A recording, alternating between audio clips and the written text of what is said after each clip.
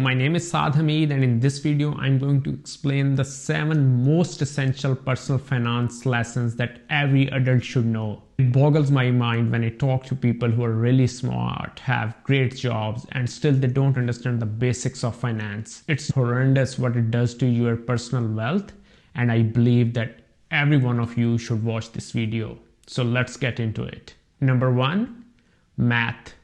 It sounds obvious, but if you can't add, subtract, multiply, or divide, how are you going to grow your wealth, even assess potential investment opportunities, and see what kind of return are you getting? Math really, even the basic math, I'm not talking about algebra or differentials. Number 2, I think it's one of the most important lessons in personal finance. And I've seen so many people struggle with this. I used to personally struggle with this, and that is compound interest.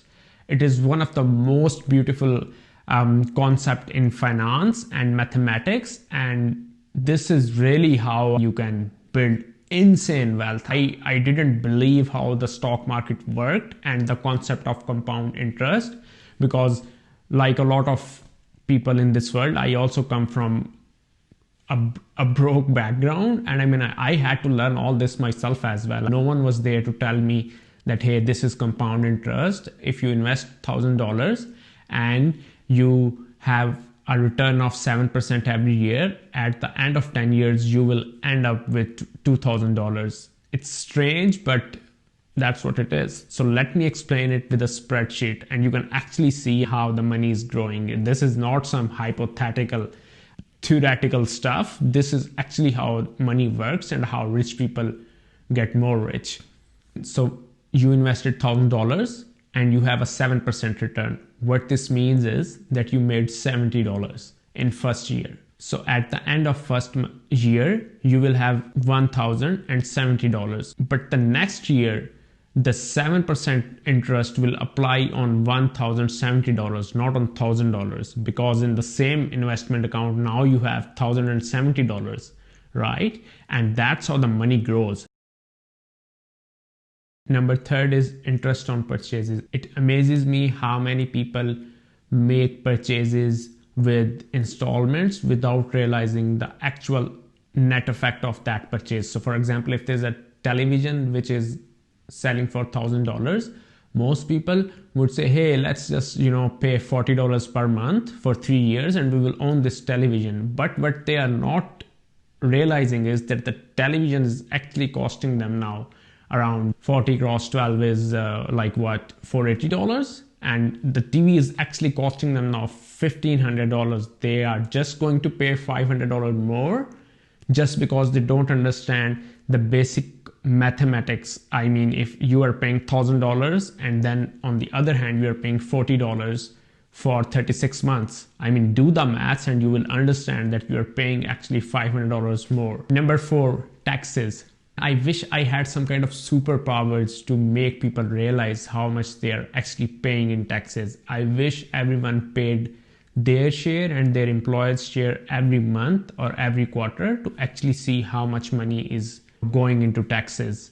It's just insane that people don't understand how much money they are paying in taxes. That is real money going to the government, just because you don't understand how to efficiently optimize your taxes.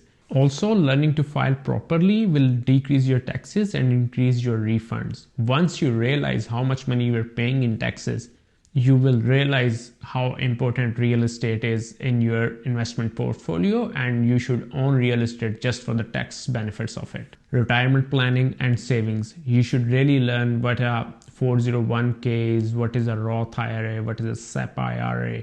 If you put 10% of your annual income into retirement savings, you really can end up as a millionaire when you're 55 or 60 years old. So let's say, for example, if you have a crappy minimum wage job and you get paid $9 an hour and you're working for like 39 hours or 40 hours a week, and you are not taking off in whole year and you're only putting 10% towards your retirement savings, you can end up as a millionaire. That is the power of financial planning and compound interest, which I talked about before. Even more funnier is that when you get your tax refund, if you don't go out and spend it on shopping, you can easily retire probably have 2.5 mil or something like that when you retire. Number 6 is my favorite topic now that I have enough wealth. It's called budgeting. Most high net worth individuals, people I know, people who are millionaires, they don't budget.